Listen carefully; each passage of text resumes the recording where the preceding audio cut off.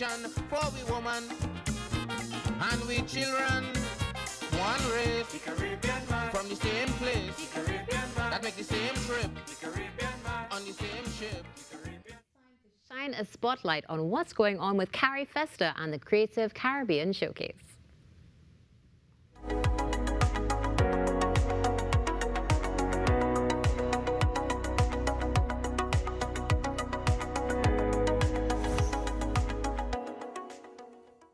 Caribbean talent is on full showcase at CARIFESTA 15 happening in Barbados as we speak. This morning, I have two guests joining me to discuss a little bit more about it.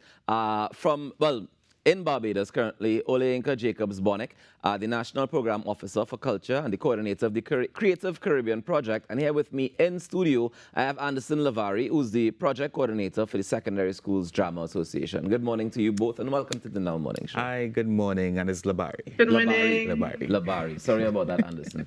Good morning to you, Oleinka. How are you doing? Good morning. Fine, thank you. Lovely. Nice to be here in Barbados. Nice. Oleinka, let me start with you, please. For those who may not be familiar, can you tell us a little bit about the Creative Caribbean Project and what it's all about? Sure. So the Creative Caribbean Project has been implemented by the consortium of UNESCO, University of the West Indies, and the CARICOM Secretariat since 2021. It is a program that is funded by the European Union and the Organization of African, Caribbean, and Pacific States. And we are one of 6 hubs. We are the Caribbean hub. There are 5 other hubs across the world. It's an international cultural program under the ACP. There are 4 hubs in Africa and 1 in the Pacific, and we are the Caribbean hub.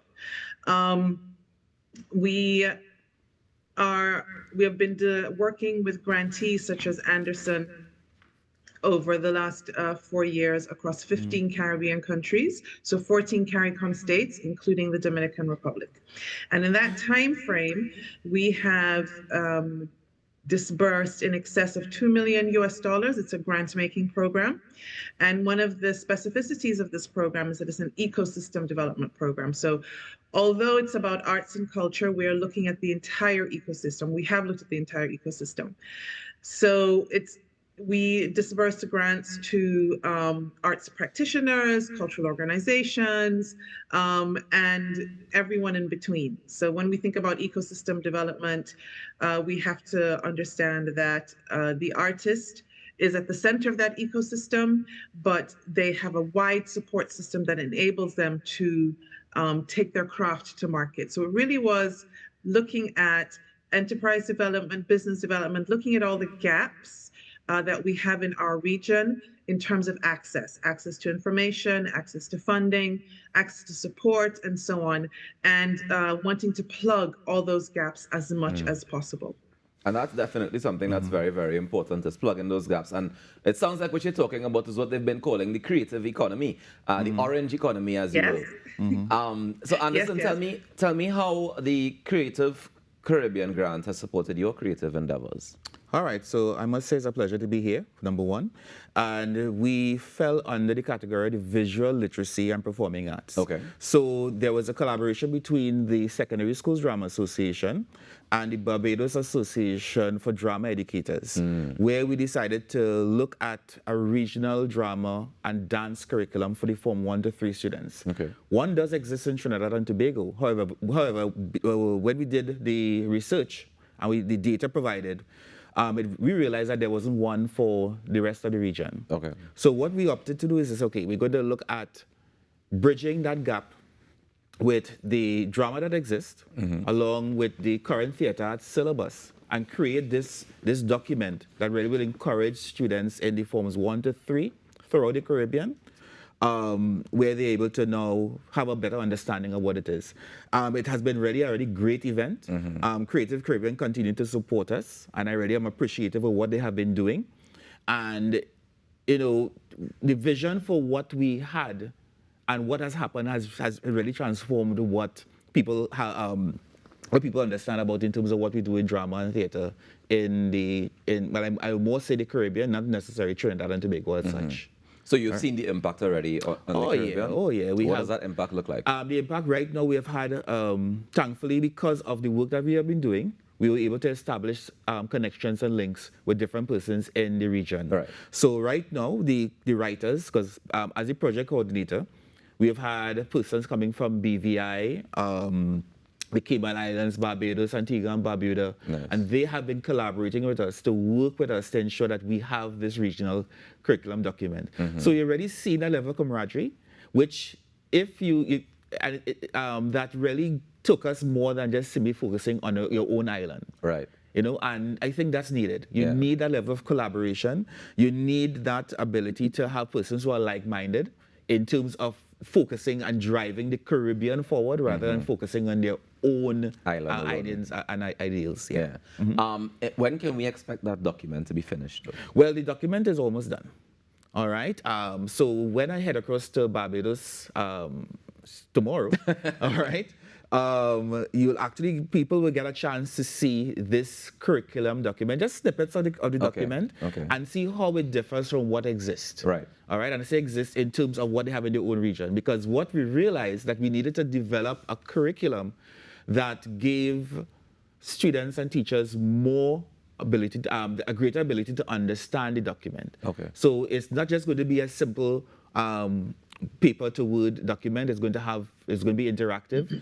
We are hoping that it can have some other like videos and points, because we live in an AI society, and we have to keep that in mind as well. That if we are looking at developing a document, it has to cater for the future. Yeah. And this is why we decided to look at trying to merge the drama and dance with what may happen or is happening in the region as well. Nice. Olenka, I understand that you're going to be participating in the CARIFESTA Symposium, one of the big talks, big conversations on banking, on culture, data, policy, and finance. Can you tell me what are some of the critical issues around cultural policy, especially when it comes to financing, that you'll be addressing?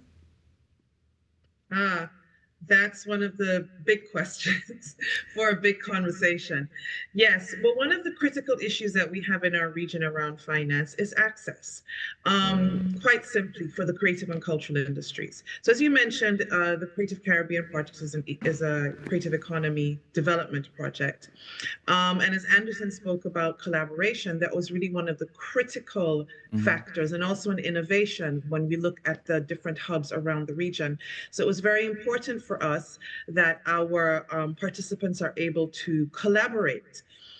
Why? Because as we know, the vast majority of creative and cultural practitioners tend to operate in the gray economy, or they are solopreneurs, or as we like to say, they're an artist artist/. So you're an artist, but you're also a teacher, you're also a lawyer or a doctor. And one of the reasons that they're unable to really live from their craft is because, well, if they, the specificities of the sector such that it's not an income generating sector 24/7. It's not, like selling something at the supermarket. It's not bread. It's not water, but it does generate income. It generates a huge amount of income.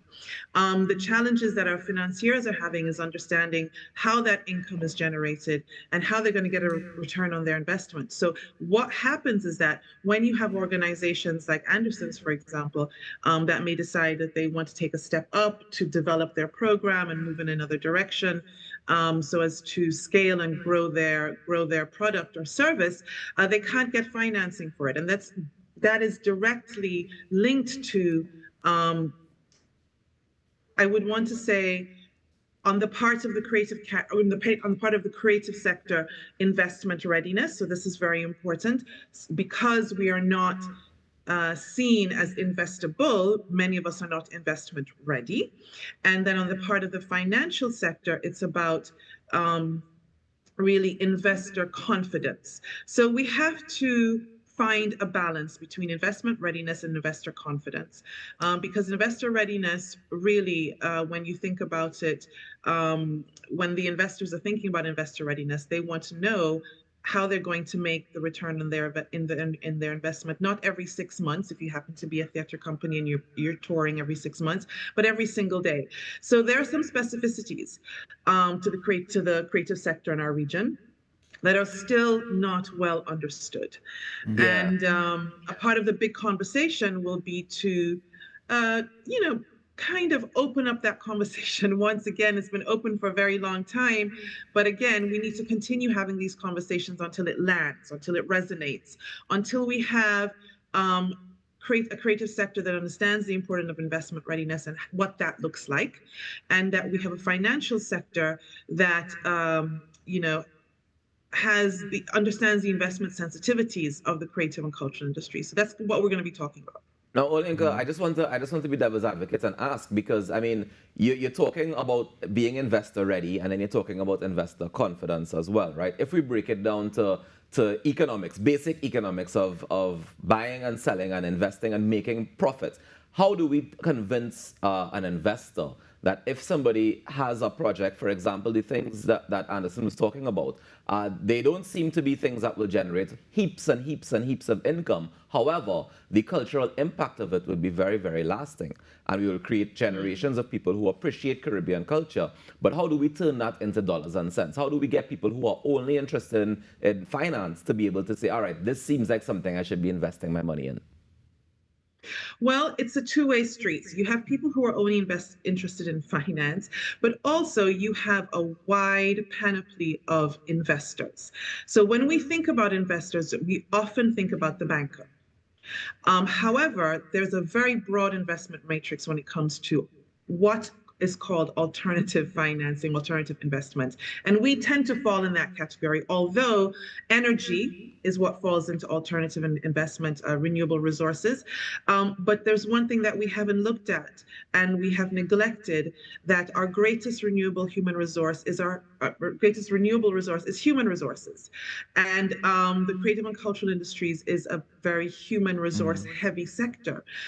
Also, sustainability was a critical element of this grant, Creative Caribbean grant, and our projects had to demonstrate sustainability in order to be selected. So when we're thinking about how do you convince a financier, well, the question I have for the financial sector is, how do you make a decision between a renewable resource that is infinite, creativity, innovation, human, and a renewable resource that is finite? That would be my first question to them.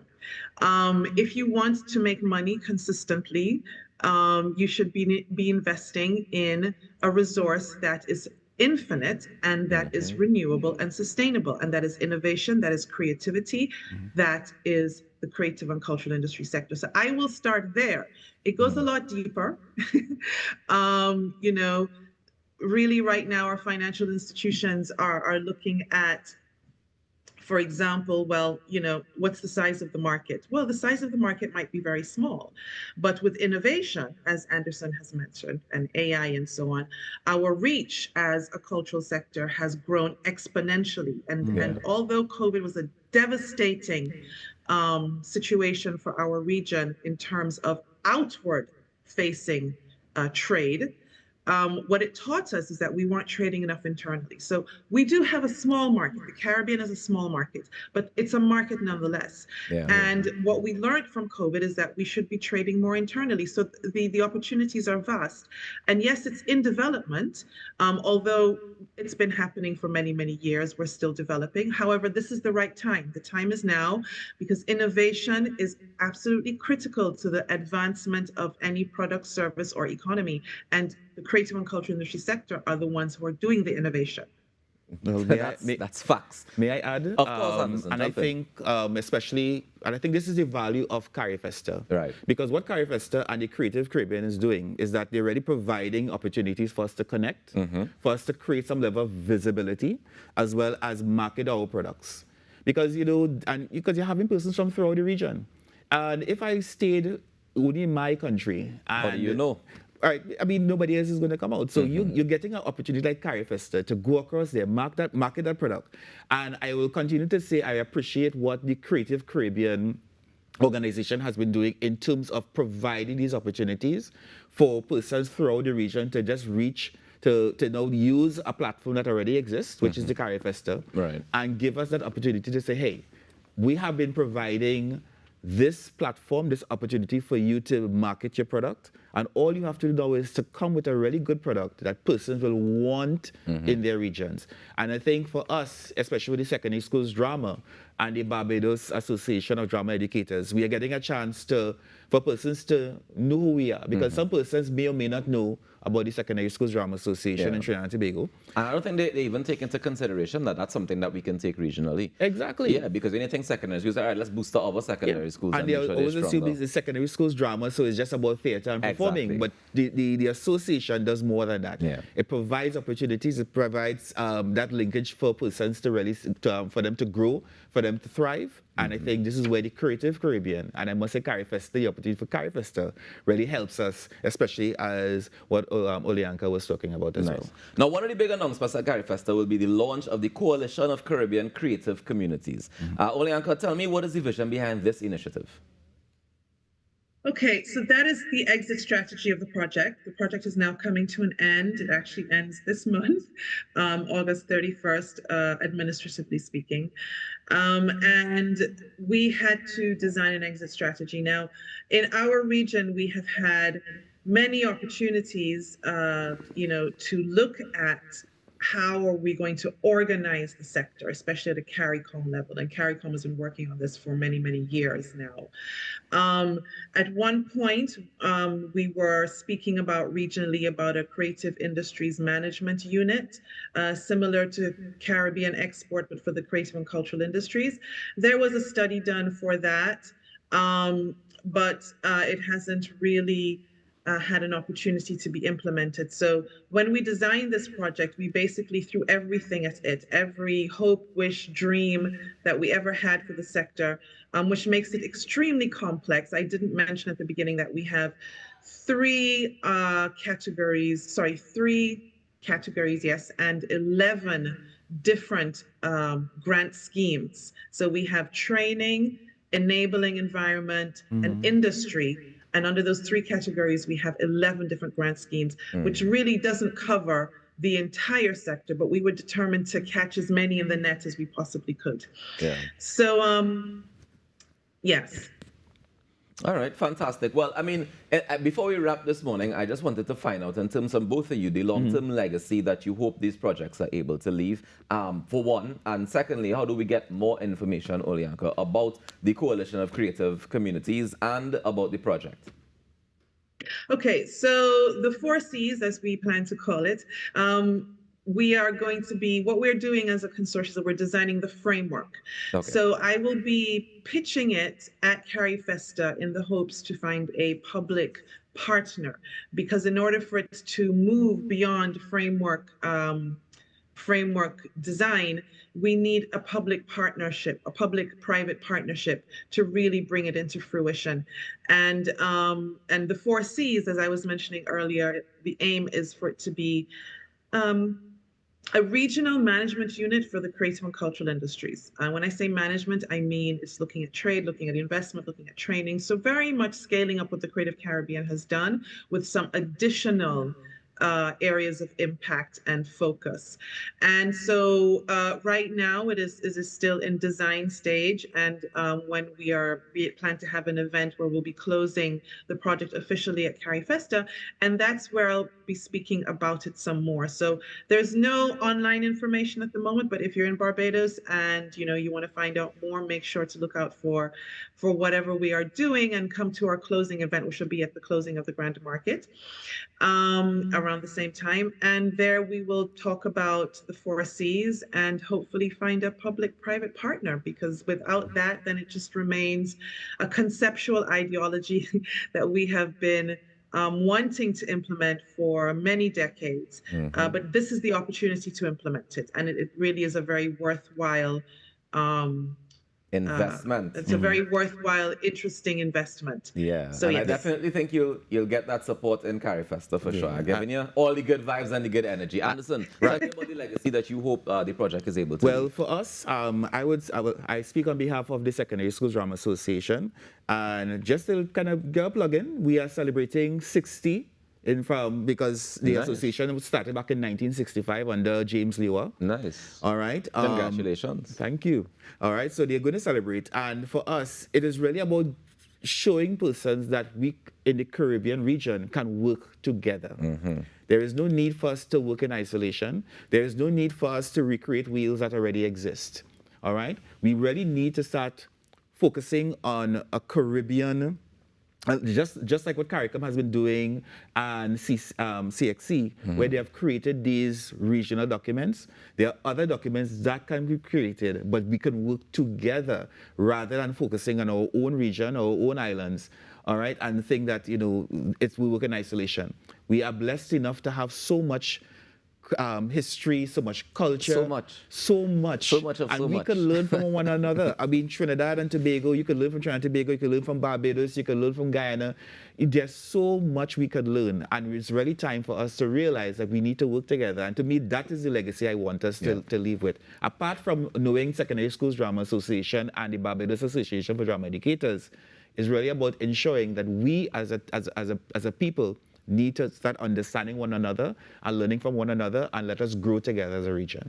Definitely. Good words to end on this morning, ladies and gentlemen. Anderson Labari, Project Coordinator of the Secondary Schools Drama Association. And joining us online, Olianka Jacobs-Bonnick, the National Program Officer for Culture and the Coordinator for the Creative Caribbean Project. Thank you both so very much for joining us. And all the best at CARIFESTA this week. I have complete faith that you will find the investors you're looking for. Thank you very much. Not a problem at all. Enjoy the rest of the week. And ladies and gentlemen, we take a quick break and we come back with more on the Now Monitor. When we come back, we get into some of this art on set. It's going to be a magnificent conversation. I look forward to it.